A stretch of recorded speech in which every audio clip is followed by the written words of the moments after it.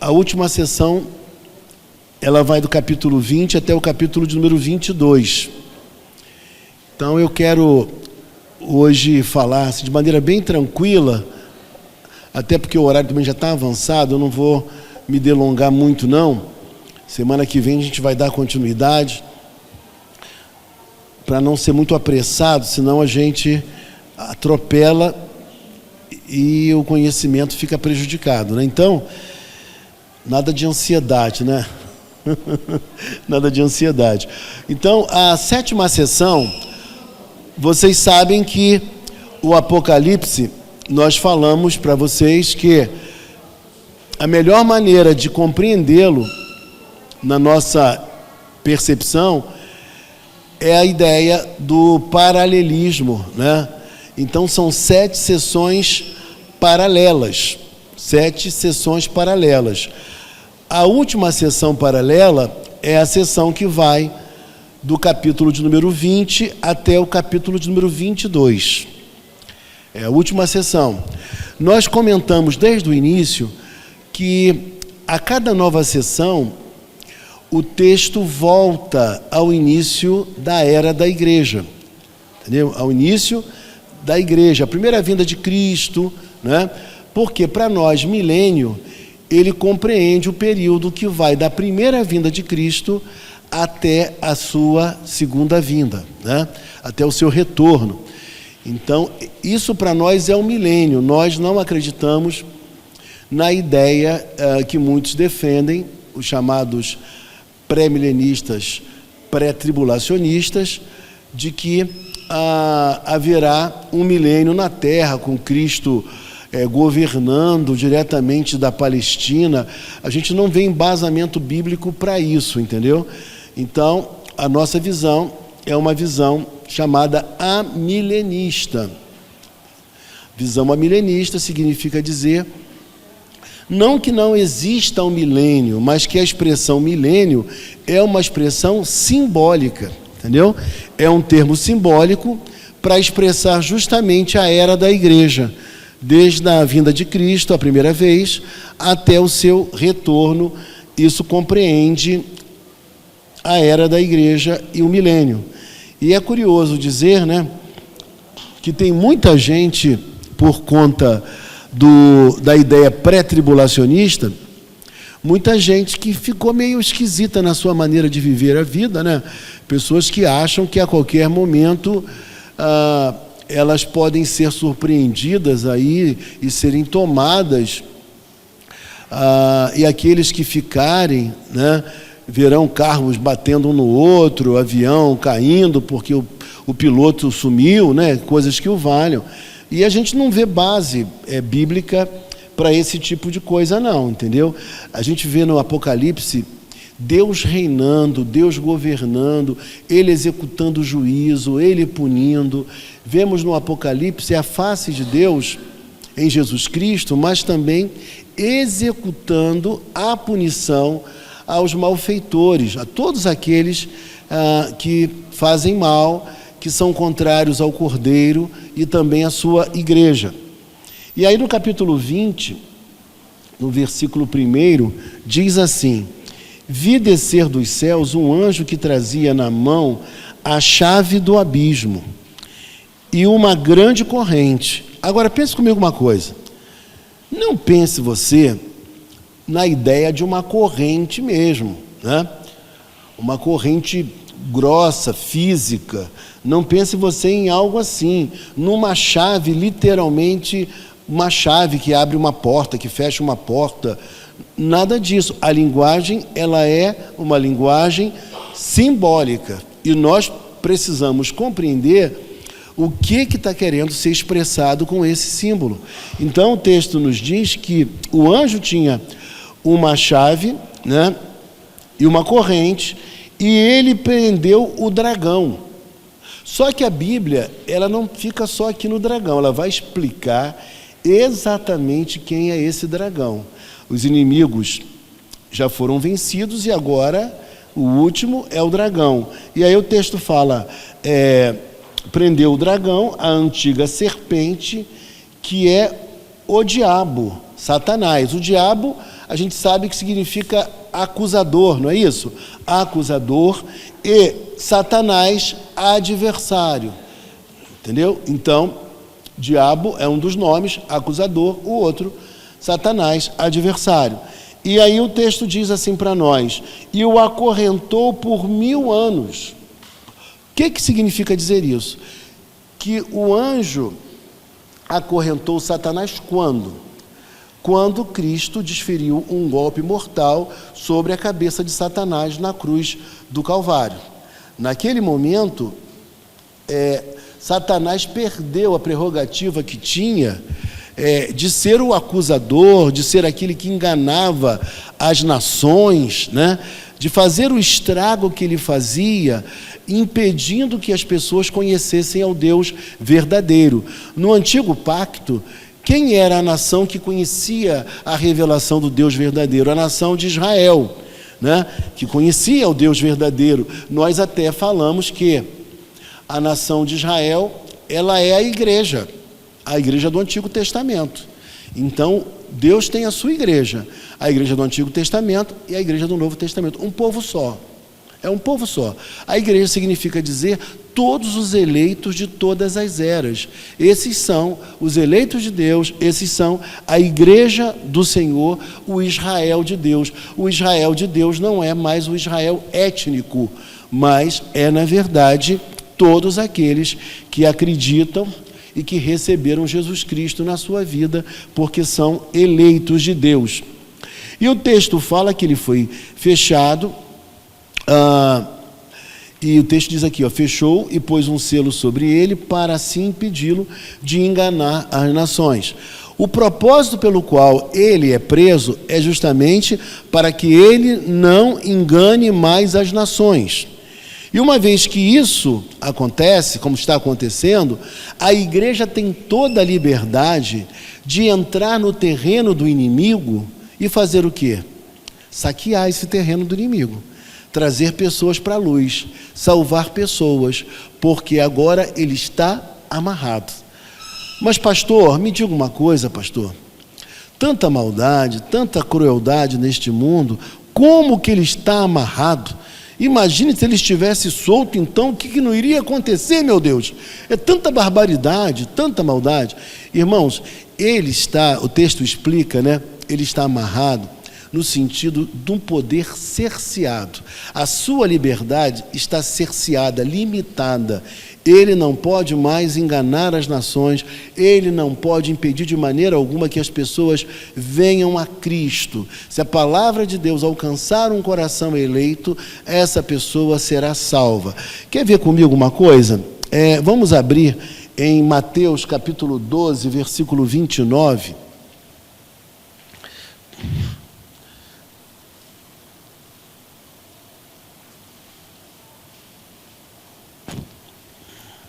Quem achar pode ler. Ou como pode alguém entrar na casa do valente e roubar-lhe os bens sem primeiro amarrá-lo? E então lhe saqueará a casa. Está vendo? Então, se o valente está amarrado, é possível entrar na casa e saqueá-la, não é? Então, tipo assim, Satanás hoje é como um leão sem dente. Ele até ruge, mas ele não pode fazer o mal, a não ser com permissão divina. Ele não pode fazer o mal. Lutero dizia que o diabo ele está como uma fera, como um leão, como um animal que tem uma corrente, né? Tipo eu, quando era pequeno, eu sempre tive um medo muito grande de cachorro, né? Nunca gostei muito assim de cachorro, podia ser até pequeno, eu não gostava, eu tinha medo. E eu entrava, né, em algumas casas, às vezes, uma delas eu lembro bem, o cachorro estava preso a uma corrente. E aí eu entrei com medo, porque ele podia ir bem perto da onde eu iria passar, sabe? Mas tinha uma distância, eu sabia que tinha uma distância, né? Então, por mais que ele se esforçasse, ele não iria me alcançar. Mas eu ficava com uma coisa na minha cabeça: se essa corrente arrebentar justamente na hora que eu passar, né, como é que fica? Olha que perigo, né? Então tinha um medo terrível daquilo. E eu precisava ir naquela casa. E aí eu digo a você, só que essa corrente aqui, ela é espiritual e ela não se arrebenta, entendeu? Ela não vai se arrebentar. Então nós não corremos nenhum risco, ele não pode nos atingir. Nós podemos morrer por perseguição religiosa, né? Por alguma punição dada pelo Estado por conta da nossa fé, mas nós sabemos que a nossa ressurreição em Cristo, ela está garantida. O texto do Apocalipse traz uma mensagem de muita paz, de muita segurança para todos nós, que o Senhor reina, está tudo debaixo do seu controle, mesmo as piores coisas estão dentro do seu senhorio. Então o crente, ele, ainda que morra, ele viverá. Nós somos protegidos por ele, né? E isso nos traz uma grande segurança. E o texto explicou aqui, ó, ele explicou o texto, ó, para assim impedi-lo de enganar as nações, até que terminassem os 1000 anos. Então eu pergunto a vocês, o que seriam os 1000 anos? O período da igreja. Desde a primeira vinda de Cristo, sua ascensão aos céus, né, ele foi assunto aos céus até o seu retorno, né? Então, muito próximo ao final, o texto explica também isso, que ele vai ser libertado, né, durante um pouco tempo. Olha só, veja comigo aqui a parte final do versículo 3. Depois disso, é necessário que ele seja solto por um pouco de tempo. Então não será um grande tempo, será por pouco tempo. Esse tempo está dentro do controle de Deus, dentro da permissão de Deus. E Deus abrevia esse tempo para que a nossa luta, o nosso sofrimento não seja tão intenso, né? Então, por esse motivo, o Senhor mesmo, ele controla isso e ele mesmo expõe na palavra que será por um pouco de tempo. Aí, nesse tempo, ele vai ressurgir com muita ferocidade, né? Juntamente com todas as hostes do mal, para tentar investir contra a igreja. Mas só que o texto fala para nós que não vai haver batalha. A batalha não vai ser batalha, porque ele vai com um sopro destruir o nosso arqui-inimigo, né? Satanás. Então, tipo assim, não vai haver, como acontece às vezes numa luta de boxe, não sei se alguém gosta, né, de boxe, de aquele outro esporte, como é que se chama? MMA, né? Que aí parece que um está ganhando, né? Já começa a sangrar, aí tal, daqui a pouco ele vai lá, o cara passa um negócio no rosto dele, um produto no rosto dele e tal, para secar o sangue e tal, né? Uma cera, uma coisa, não sei o que é aquilo, daqui a pouco ele volta. E ele volta e às vezes ele consegue ganhar ainda a peleja, né? A luta.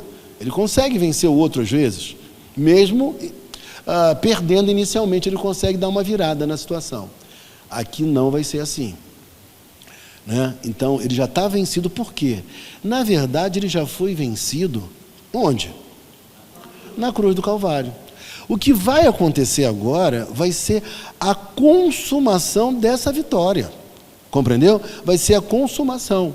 A Bíblia não fala que nós somos salvos, estamos sendo salvos e seremos salvos? Porque a realidade ainda não se consumou, mas já aconteceu a nossa vitória, nós somos salvos. Nós não podemos decair dessa salvação. Da mesma forma, ele já está derrotado. Então só falta agora a consumação final. Como alguém que está derrotado, o que ele faz? Ele tenta carregar o máximo de pessoas consigo.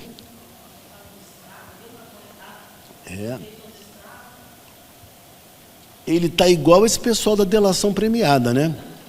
Eles vão contando, né? Contando tudo.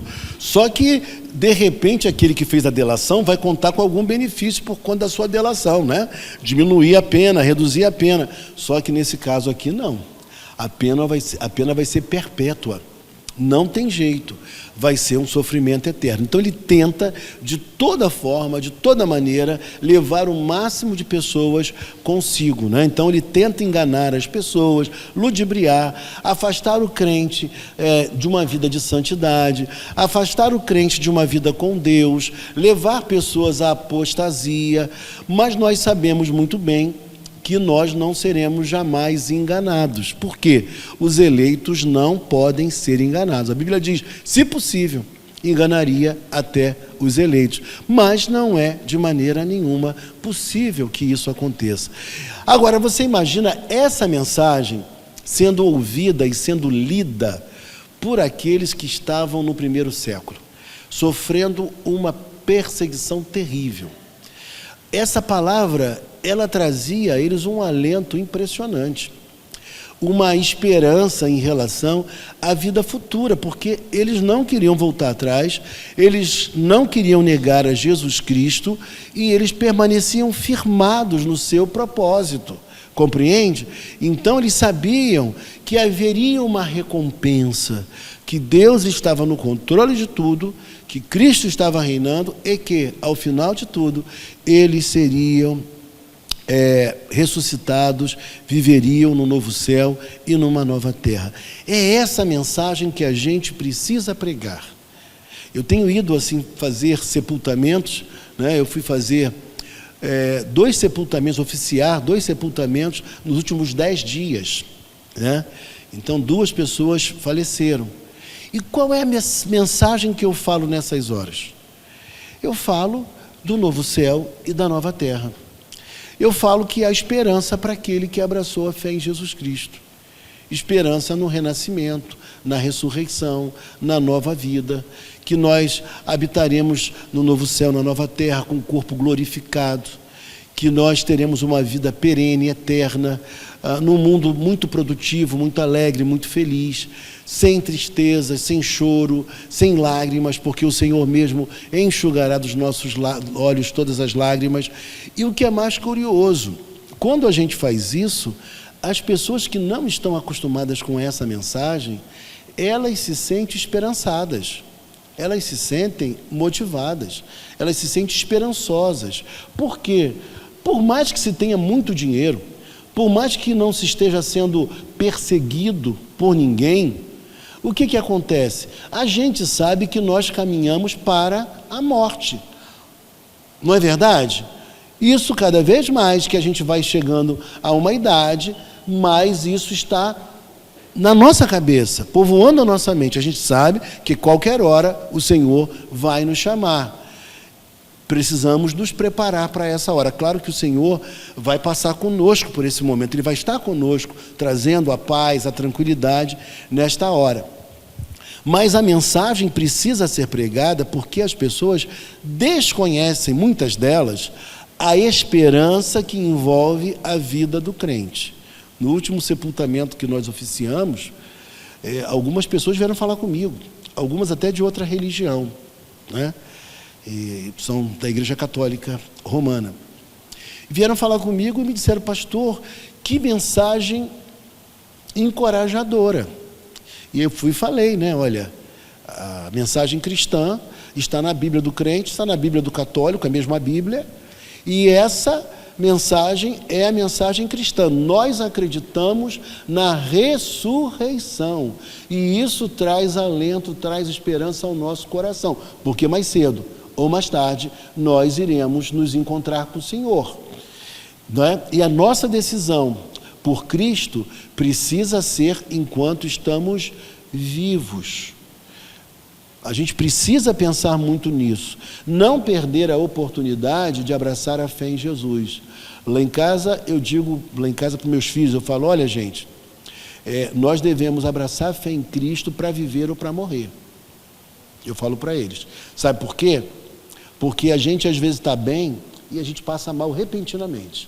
Essa semana eu tive que levar meu filho 2 vezes ao hospital, se sentiu mal. Graças a Deus não era nada, né? Segundo o médico, ele está bem, está se recuperando, está bem. E eu falei: precisa pensar em Jesus Cristo. Não por medo da morte, mas por aquilo que te espera já nessa vida e por aquilo que te espera na vida futura, que é algo maravilhoso. É maravilhoso ser de Cristo no tempo presente e é maravilhoso ser de Cristo também na vida futura, obviamente, né? E aí a gente fala muito sobre isso porque é a mensagem do Apocalipse, é a mensagem da escatologia, é para tirar o medo do crente, o medo das pessoas e para alertar a muitos que é necessário se voltar para Cristo. E o que é mais curioso, dentre as pessoas que me ouviam, a que mais prestava atenção, no meu entendimento, claro que a nossa visão é falha, mas era uma pessoa que não é evangélica, não é católica, é de uma religião completamente diferente, é o que eu presumo. E a pessoa estava muito interessada naquilo que estava sendo dito, porque é a proposta cristã, vamos dizer assim, é a mensagem cristã. Existem várias vozes, várias mensagens, mas a mensagem cristã, ela é completamente diferente. Ela fala que nós vamos ressurgir num corpo que tem elementos desse corpo que um dia vai ganhar a terra, mas também vamos ressuscitar num corpo que vai ter elementos novos, vai ter continuidade e descontinuidade, mas será um corpo. E isso é maravilhoso, saber que a nossa vida não se finda aqui, por mais que a gente sofra, passe por lutas e dificuldades, existe esperança para o cristão. E por mais que a gente tenha vida boa, e é bom ter vida boa, nada contrário, a gente precisa entender, e a Bíblia fala disso também, que nada do que nós temos, nós levaremos conosco. Às vezes a gente fica assim, né?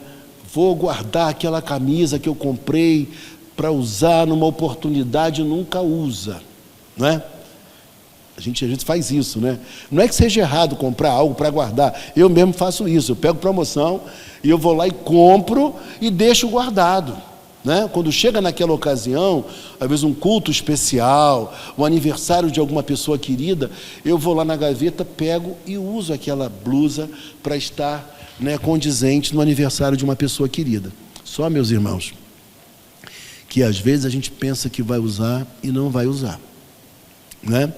A gente às vezes perde essa noção de que a vida ela é efêmera, que a gente precisa tratar o nosso coração, a nossa espiritualidade, a nossa santidade, enquanto nós estamos aqui nesse plano na nossa vida. E a vontade de Satanás é de tirar de nós a paixão por Cristo, de tirar de nós o encantamento com a igreja, com a espiritualidade, sabe?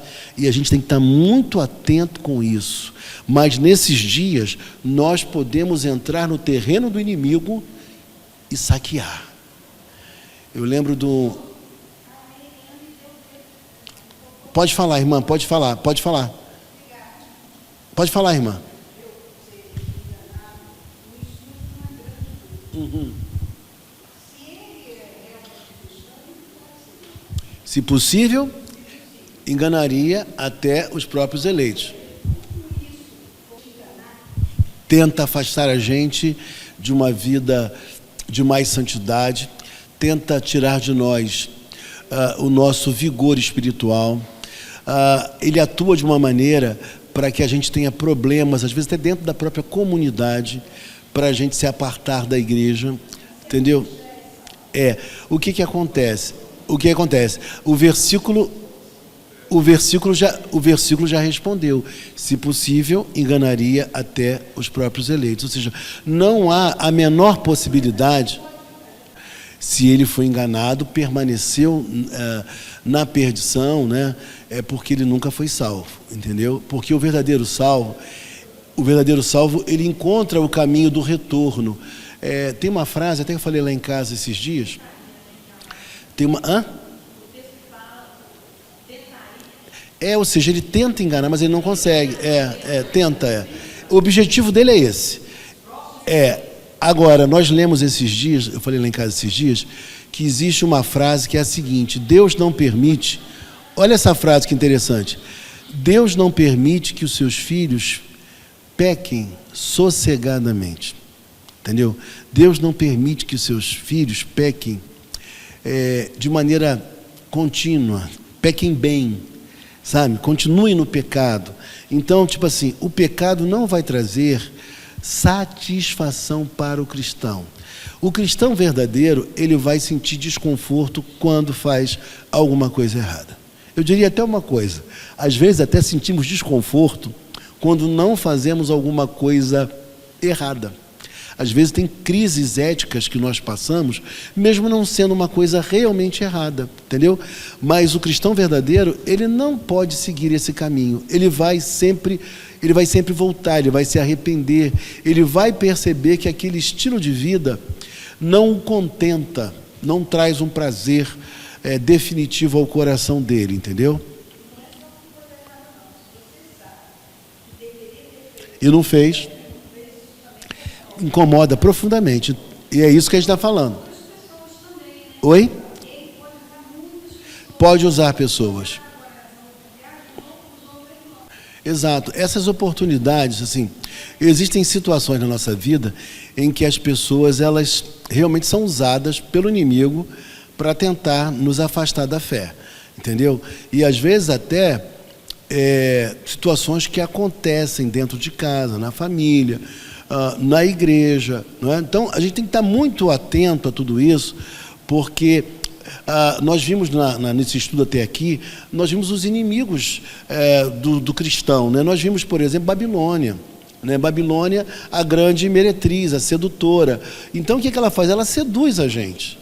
Ela até seduz com coisas que são legítimas, só que isso se torna tão exacerbado na nossa vida que passa a se tornar o quê? Um ídolo, o centro da nossa existência.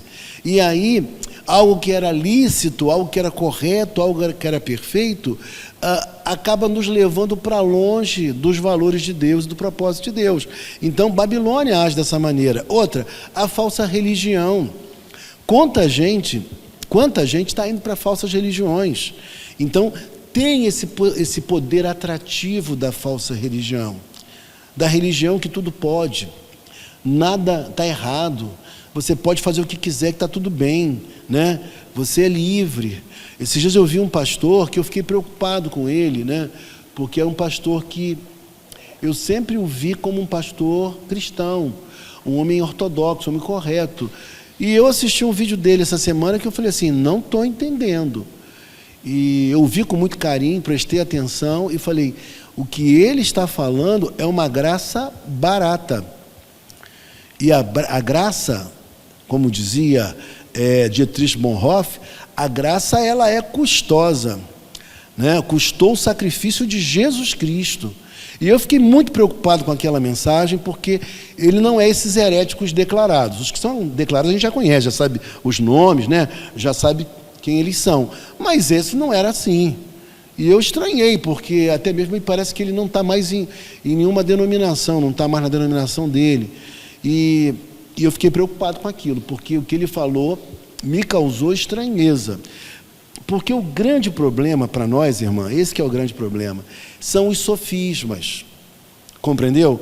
É aquela meia-verdade, é aquela maneira capciosa de você tratar o assunto que tem um pouco de verdade, mas não é a verdade verdadeira. Tem verdade e tem mentira naquele meio. Compreendeu? E essa é a mensagem da falsa religião, do falso profeta. Porque se nós recebêssemos uma mensagem declaradamente falsa, nenhum de nós aceitaria. A gente ia rechaçar de pronto. Não é? Mas ela vem com um discurso bonito, falando do amor, né? Jesus é amor, e esse amor é maravilhoso, e se há amor, tudo é permitido. Aí você fala, é mesmo, né? Se existe amor, tudo é permitido. Não é assim. Não é assim. A Bíblia não diz isso. Então, esse é o cuidado que nós precisamos ter. Mas no período que nós estamos vivendo, é um período no qual Satanás, ele está cerceado no seu poder. E nós podemos entrar no terreno do inimigo. O crente não pode ser amedrontado ao extremo. Se alguém te chamar, falar assim, tem alguém ali endemoniado. Nós não podemos ter medo de ir lá expulsar aquele demônio. Porque quem está conosco é muito maior do que aquele que está no mundo. Compreendeu? Nós temos que ir lá em nome de Jesus e expulsar o demônio. entendeu? Não ficar de conversa fiada, não entrevistar demônio nenhum, não entrar nas conversinhas do endemoniado, entendeu? Mas expulsar, porque ele está uma pessoa sofrendo, e respeitar a pessoa, porque a pessoa, ela está sofrendo, ela na verdade precisa de uma libertação, mas não confunda ela com o demônio, são coisas diferentes, entendeu? E aí foi curioso que um presbítero meu, né, ele disse que uma vez um cliente chamou ele para ir num lugar, não vou dizer o nome da religião, mas enfim, num lugar. Quando ele foi ver o lugar que era, quando ele chegou na porta, o lugar tinha todas as imagens mais horrorosas do mundo, e ele falou assim: não vou entrar nesse lugar não, sou crente, prefiro perder o dinheiro que eu vou ganhar com esse serviço aí, com esse material que eu vou vender, e não entrar. Mas daqui a pouco, sabe, ele parou e pensou, e falou assim: mas espera aí, que crente sou eu? O diabo, o valente está amarrado, Deus está comigo. Ali tem uma pessoa que precisa de uma boa influência, que está nas trevas, está enganada pela falsa religião. Eu preciso entrar ali, fazer negócio com ele, atendê-lo bem, e se houver uma oportunidade, falar de Jesus para esse homem. E aí, sabe o que ele fez? Ele entrou naquele lugar, ele vendeu para aquele cliente, não perdeu o cliente, né? E ainda por cima, começou a travar uma conversa com aquela pessoa, com o tempo, né? Tanto que ele atendia, fornecia material para aquela casa de religião, para aquela casa religiosa, aquele templo, né, vamos dizer assim. Ele acabou travando uma boa relação com aquele senhor, e aí surgiu a oportunidade dele comunicar, dele falar aos poucos de Jesus para aquele homem. Claro que converter ou não é papel nosso, é Deus quem vai fazer. Fala, Wellington. A gente não pode ter medo dessas situações, né? Paulinho é testemunha disso, né? Eu fui fazer um sepultamento, já tem um tempo, da tia de Paulinho, né, Paulinho? Prima de Paulinho. E foi interessante porque foi uma experiência muito diferente de tudo que eu já vivi. Quando eu cheguei lá no sepultamento, estavam todos de branco. E eu falei, me chamaram para... Paulinho falou com a prima dele, disse que eu poderia ir lá fazer o sepultamento. Quando eu chego lá, todo mundo de outra religião, todo mundo de branco. Aí eu falei, será que vão querer que eu faça mesmo essa cerimônia? Pensei, né? E aí, de repente, eu fui falar com a filha, né? Cumprimentá-la, dar meus sentimentos, prestar meus sentimentos a ela. De repente, ela virou e falou assim: pastor, o senhor vai fazer a cerimônia, tá? Minha mãe se converteu no leito de enfermidade. E ela agora é cristã. Só que eles são amigos dela, são da antiga religião que ela fazia parte, e eles vieram aqui quando souberam da morte dela, mas o senhor que vai fazer a cerimônia. Eu falei, tudo bem, sem problema nenhum. Então tinha mais de 50 pessoas de outra religião, né, Paulinho? Muita gente, né? Muita gente. E aí Paulinho chegou, foi até engraçado que Paulinho quis bater uma foto, né? Paulinho falou assim, que momento diferente. Paulinho foi, pegou o celular, bateu uma foto. Só que a foto não saiu, só boa não. Aí Paulinho foi e deletou a foto, né? Ele falou assim, esse momento é muito diferente, né? E aí o que eu fiz? Eu falei, bom, vou começar a cerimônia, né? Eu estou aqui para fazer uma cerimônia cristã, mas ao mesmo tempo eu não vou ser indelicado com ninguém, não precisa. E aí eu comecei com o Pai Nosso, que é uma oração que todo mundo aceita, até quem não é crente aceita, até ateu aceita, Pai Nosso. Aí fizemos a oração do Pai Nosso, todos de mãos dadas, né? E eu falei assim, gente, dificilmente um crente faz isso, dá a mão, né, numa situação como essa. Eu falei, eu vou dar a mão a esse pessoal aí, não. Mas eu dei a mão sem nenhum preconceito, muito amor a todos eles, muito carinho àquelas pessoas que, por sinal, foram respeitosas comigo, sabe? O responsável, eu não quero citar nomes, o responsável foi lá fora, eu sei o nome, mas eu não quero usar o nome, foi lá fora e falou, vamos entrando, todo mundo, para ouvir o que o pastor tem a dizer. E todos obedeceram e entraram para me ouvir. E ouviram respeitosamente ao líder deles lá. Um exemplo para nós aquilo, né? Obedeceram ao líder, entraram. E aí tá bom. Daqui a pouco Paulinho bate a foto e tal. Eu falei sobre esperança. sobre novo céu, nova terra. Eu não falei sobre reencarnação, porque eu creio na ressurreição. Essa é a mensagem cristã, evangélica. Eu preguei sobre ressurreição para eles. E ao final de tudo foi interessante que até o responsável lá veio falar comigo e falou assim: pastor, gostei muito do que o senhor falou. Gostei, e ficou conversando comigo um tempão, o Paulinho deve lembrar. E conversou muito, me ouviu e tal. Daqui a pouco, minha mulher veio me buscar de carro. Nós tínhamos outros compromissos, né? E ela veio me buscar de carro. Quando ela veio e parou o carro assim, que ela olhou, ela falou assim: eu acho que eu vim no lugar errado, acho que não é aqui, ele não deve estar aqui não. Aí eu falei: não, eu estou aqui. Aí mandei mensagem no WhatsApp para ela: é aqui mesmo, eu estou aqui. Aí ela parou o carro, me esperou, e eu fui correndo para poder voltar e ir para outro compromisso, né? Então, gente, o que eu quero dizer com isso é o seguinte: nós precisamos entender que quem está em nós é maior do que aquele que está no mundo, do que poderes, potestades, religiões, falso profeta, tudo isso. Nós temos que estar muito confiantes daquilo que nós acreditamos. E às vezes nós, em nome de não é nem ecumenismo, mas em nome de uma tolerância, de uma política de boa vizinhança, a gente às vezes não fala a verdade.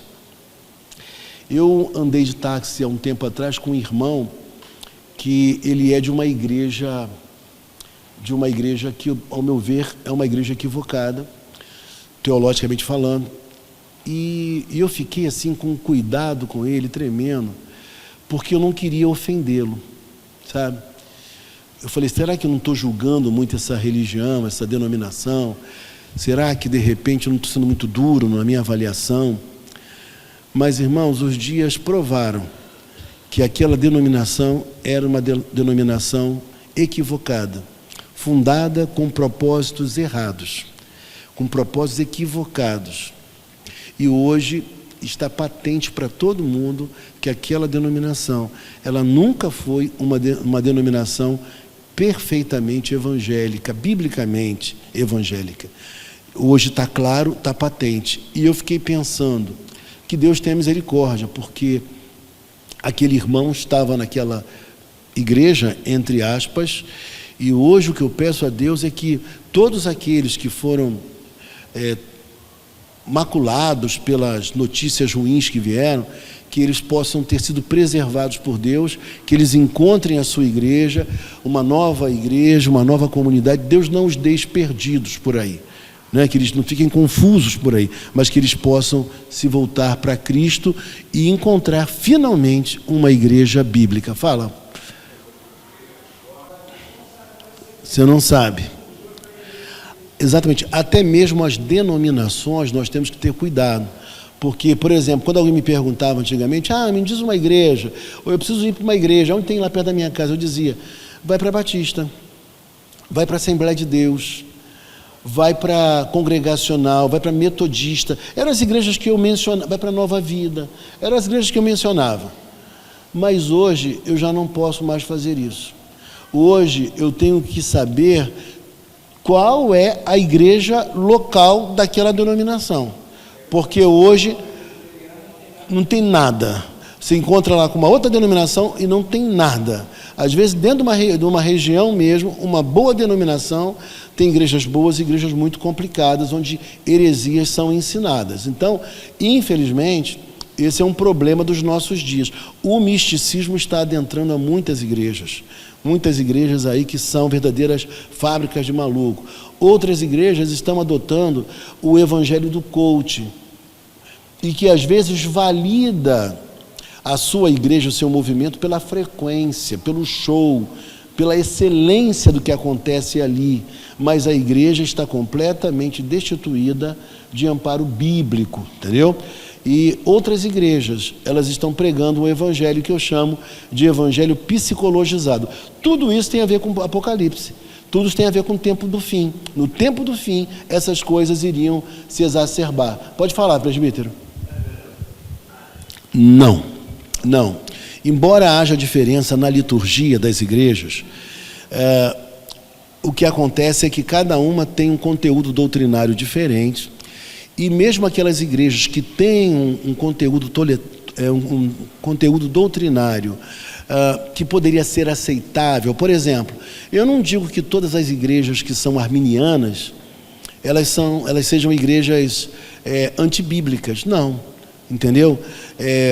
Eu discordo da ideia arminiana, mas eu entendo que são irmãos em Cristo, pessoas que nasceram de novo, pessoas convertidas. E existem bons pastores e pregadores e escritores arminianos. Nós temos, por exemplo, C.S. Lewis, excelente escritor, Charles Swindoll, excelente, maravilhoso. Eu leio, eu pesquiso, os livros dele são muito bons, os livros dele.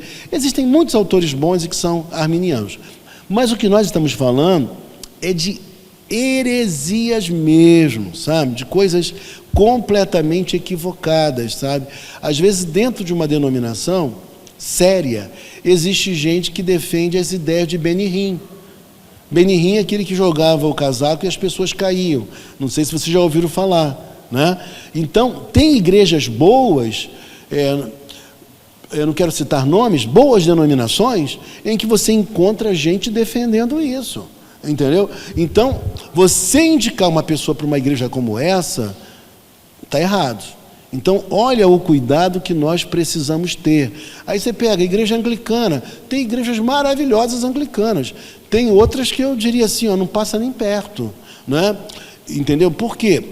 Tem problema. Assembleia de Deus, tem igrejas maravilhosas da Assembleia de Deus. Agora, tem outras que você fala assim, meu Deus, o que é isso, gente?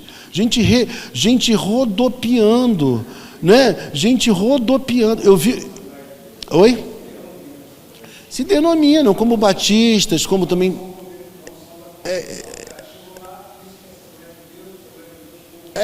Exato. Cada um hoje pode colocar o nome, né? Dentro das próprias igrejas. Exatamente. Então, por conta disso, o nosso olhar precisa ser muito atento para nós não nos deixarmos levar. Tem igreja que eu digo para você, tem igreja que eu não vou mais. Entendeu? Se me chamarem para ir, eu já fui, porque eu não sabia, né? Eu já fui numa igreja lá que eu fiquei doido. Falei, meu Deus, o que é isso, né? Então, tocava um chofar, né, que não é algo próprio de igreja evangélica, né? Isso tem a ver com judaísmo. O cara tocava um chofar, né, que é tipo um berrante, e as pessoas saíam rodando e caindo. Eu falei, meu Deus, o que é isso? Eu não podia imaginar nunca que meu amigo tivesse numa igreja dessa. Aí eu falei, se eu soubesse, eu acho que eu nem teria ido, mas... Exatamente. Bom, para a gente terminar por causa do horário, eu sei que já deu o horário, acho que o relógio está atrasado ali, já deu o horário. Para a gente finalizar, eu diria para vocês uma coisa importante. É necessário a gente ter um entendimento sobre as doutrinas. Por exemplo, por que doutrina é importante? Porque ela ajuda a compreender as coisas que acontecem no dia a dia da igreja, as ideias que estão sendo ensinadas. Por exemplo, eu falei na última semana muito rapidamente sobre duas ideias, uma chamada extincionismo e a outra aniquilacionismo da alma.